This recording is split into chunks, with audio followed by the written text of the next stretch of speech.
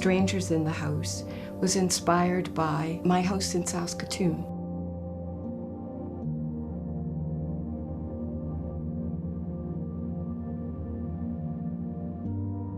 That house was built in 1928, turned out to have been built by a man named Napoléon Sureau de Blondin.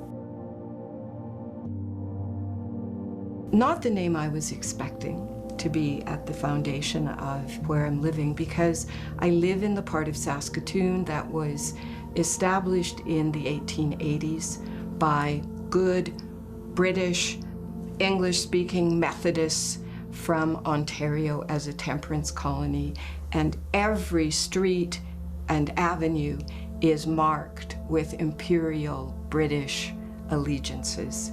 Albert, Victoria, it's all laid out there. So what was this family doing here? And who were they? So that was the question.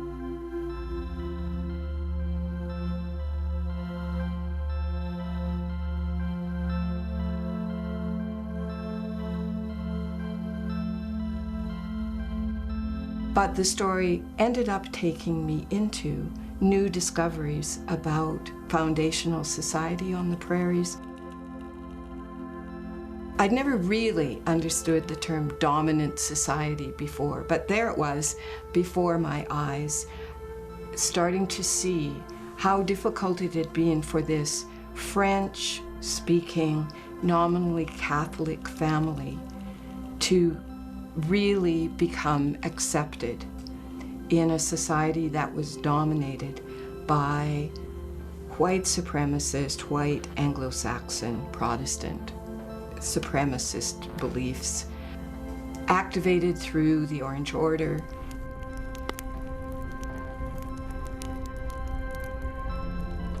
And then having a brief, shocking efflorescence here through the Ku Klux Klan at the very time that this family was establishing itself in Saskatoon.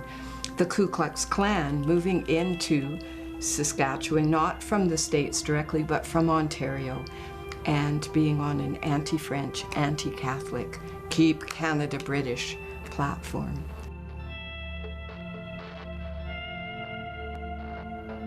In this excerpt, they are going from Saskatoon to their new homestead west of Saskatoon near Harris. It's 1904. There is no place on earth more lovely than the prairie on a fine day in June.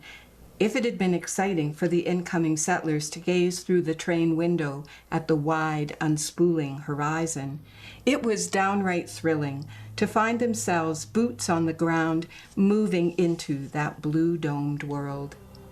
Everything new, a flash of feathered iridescence, the fat trill of an unseen bird, the sweet, heady scent of wild roses, everywhere. There were no roads anywhere in the country. To get to their homestead, the Blondins headed out of town on Avenue H and followed a rutted track that led south along the river and then west over the open plains. There, the trail gradually unraveled into a broad swath of more or less parallel pathways. This network was known collectively as the Old Bone Trail. During the previous decade, the route had been heavily used by Métis teamsters, likely including some of the Blondins' own cousins. When the railway arrived in Saskatoon in 1890, it had created a market for bison bone, whether to be ground as fertilizer, incorporated into fine china, or, weirdest of all, crushed for filtering sugarcane juice. Where better to extract this multi-purpose resource than from a region that in the wake of a great slaughter was strewn with thousands upon thousands of disarticulated skeletons. Suddenly, the sun-bleached relics of the bison herds achieved a cash value of between $8 and $15 a ton, delivered to the rail yard. Thus incentivized, Métis families who had once been hunters of bison fanned out across the countryside as collectors of bison bones, which they loaded onto ox-drawn carts and hauled along these very trails into Saskatoon. In all, they brought in enough to fill 3,000 boxcars.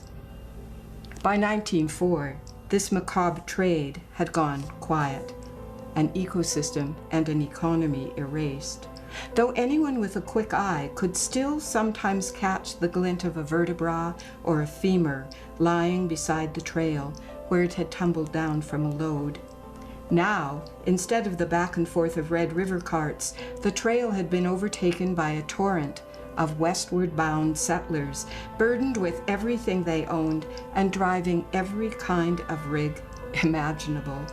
Up ahead on the trail, there might be a wagon drawn by oxen or heavy horses, or even by a mismatched ox and horse team. Next in line, it'd be a hay rack laden with crates of squealing pigs and squawking chickens, or a fancy go-to-church-on-Sunday buggy with a milk cow tethered to the back and a dog running around wildly, chasing ground squirrels. Whenever the trail dipped into a low spot, these crazy, overloaded outfits were likely to bog down in the mud. Then they had to be unhitched and unloaded and re-hitched to yokes of oxen that were strong enough to pull them through, and then loaded up on the other side, ready to grind westward. It was only 50-odd miles cross-country from Saskatoon to Goose Lake, where the homestead was, but what with one thing and another, the meandering trail, mishaps, and delays, the trip wore on for days. Some people spent the nights out on the prairie under a firmament huge with stars. Others checked into the stopping places that were situated at intervals along the trail. Although the Blondins were among the earliest settlers to venture into this country, they weren't the very first. The few homesteaders who were already established in the district opened their homes, often little more than hovels, as bed and breakfast accommodation for the incomers. 25 cents would buy you a space on the floor for your blanket, followed at break of day by an all-you-can-eat spread of bacon, eggs, potatoes, bread, coffee, and pie. Here, too, was a chance to meet some of the other people who were on the trail with you, and who, likely as not, were about to become your new neighbors. They were farmers from Iowa and the Dakotas, farmers from England, Scotland, Ireland, and Wales, farmers from the Maritimes and the eastern townships of Quebec. Most of all, they were farmers of British ancestry from rural Ontario, overwhelmingly white, Protestant, and loyal to king and country. Of the estimated 10,000 homesteaders who would flood down the Old Bone Trail between 1904 and 1906, by far the majority would fall into these same categories, thereby checking all the boxes on the government's top desirability ratings for immigrants.